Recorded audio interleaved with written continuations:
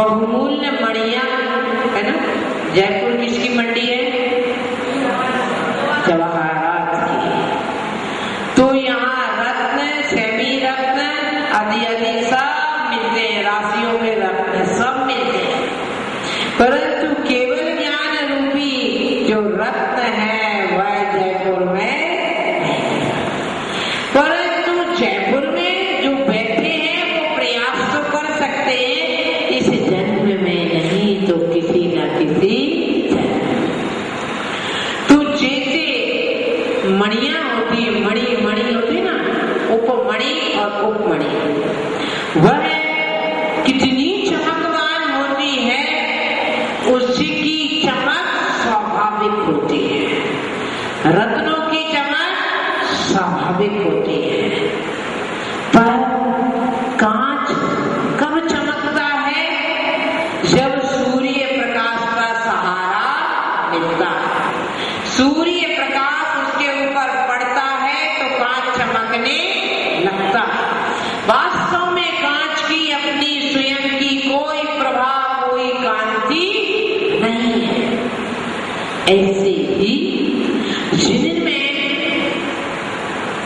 देवपने की कल्पना की गई है, वास्तव उनमें देवपना नहीं है।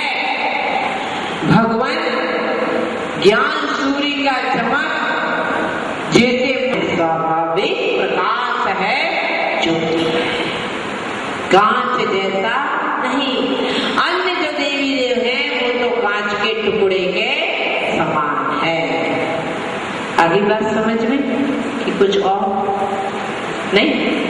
बहुत अच्छे लोग हैं, एक ही बार बात समझ आती है। लिखिए रुद्धि आती है।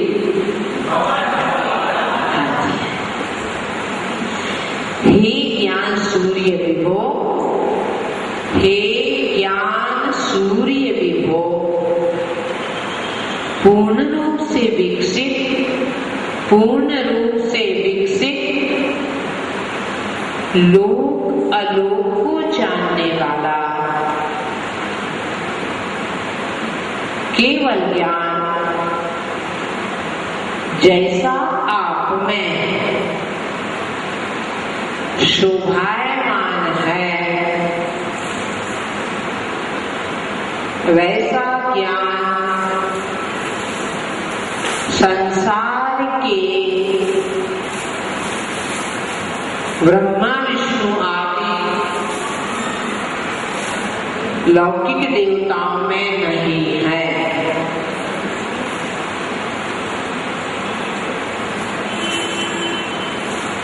झिल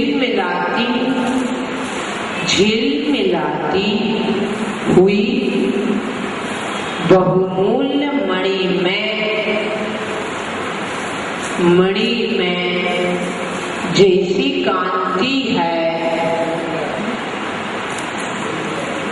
झिल मिलाती हुई बहुमूल्य मणि में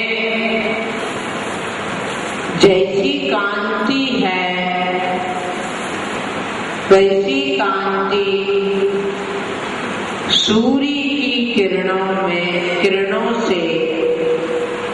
सूर्य की किरणों से चमकते हुए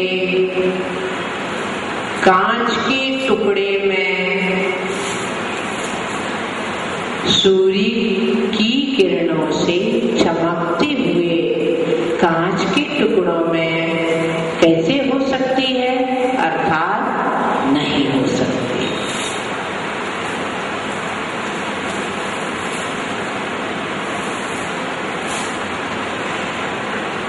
रुद्धि लिखे ओम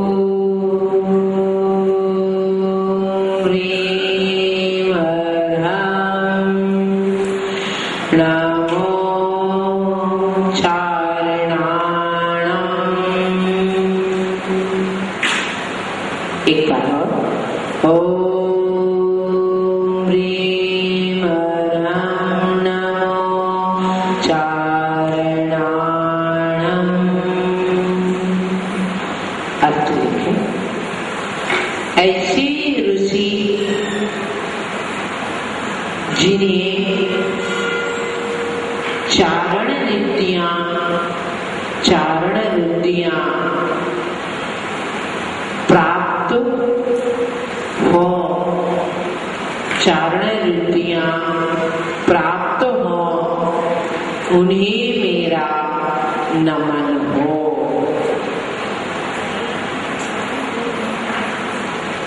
चारण रुद्धियां प्राप्त हो उन्हें मेरा नमन हो। चारण रिद्धि क्या होता है? आप 64 रिद्धि का रोज स्वस्ति क्रिया से परमर्श पढ़ते ना, उसको वास्तव में मैं इस रिद्धि का अर्थ बताना चाहती, परंतु न, इसीलिए मैं बहुत शार्ट में कर रही हूँ। ये अगर 1.5 घंटे का समय होता ना तो मैं इसको और भी विस्तृत समझा, पर ठीक है, जितना है उतने में संतोष करना चाहिए। रिद्धि जाप लिखे, बस वही झरोम झरोम नमः स्वाहा जोड़ दे। ओम ह्रीं अरहं नमो चारणाणं ध्रुवं ध्रुवं नमः स्वाहा। मंत्र जाप लिखे।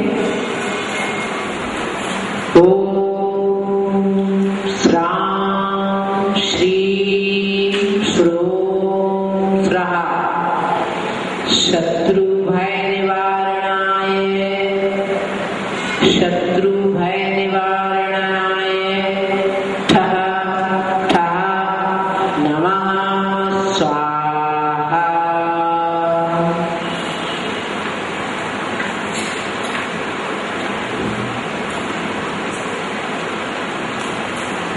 विधि लिखें।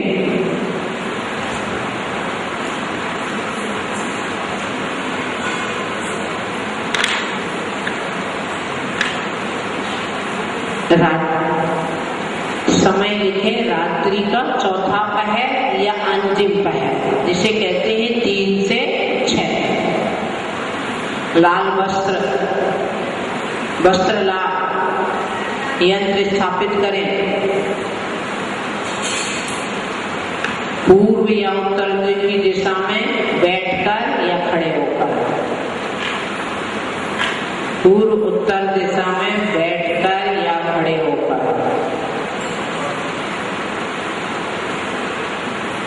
दीप जलाएं, धूप खें, लाल माला, लाल माला। समय जाप की समयावधि 42 दिन।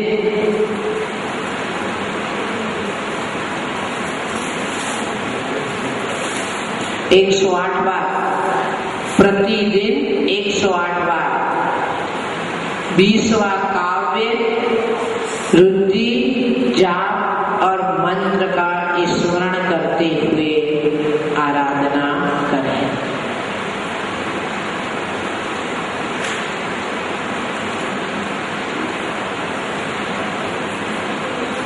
जाप करते हुए लाल रंग के पुष्प चढ़ाएं।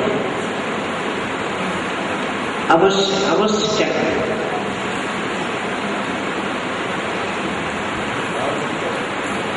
फल लिखाना है ना।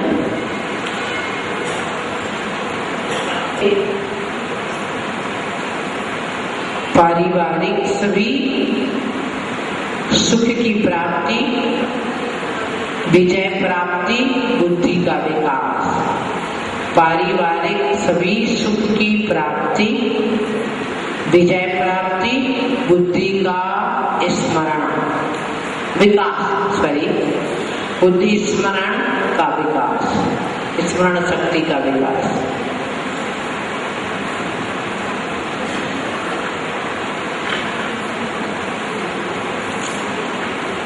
अब क्या रह गया? क्या रह गया? कहानी 19-20 है ना।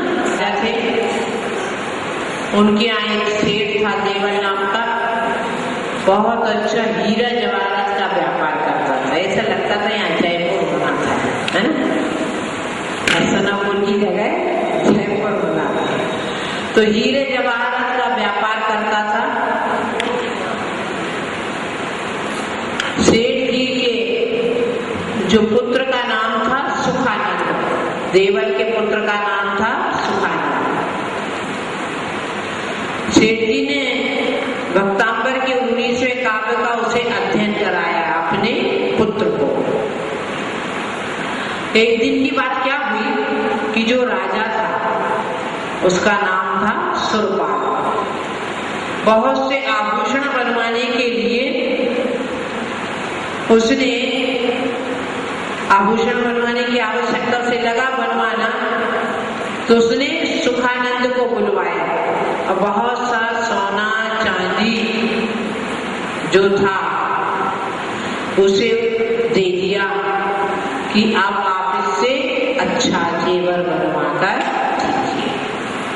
सुखानंद ने वैसे के वैसे रत्न उठाकर दे दिए सुनार को। किसको दे दिए? में पाप था तो क्या हुआ होगा?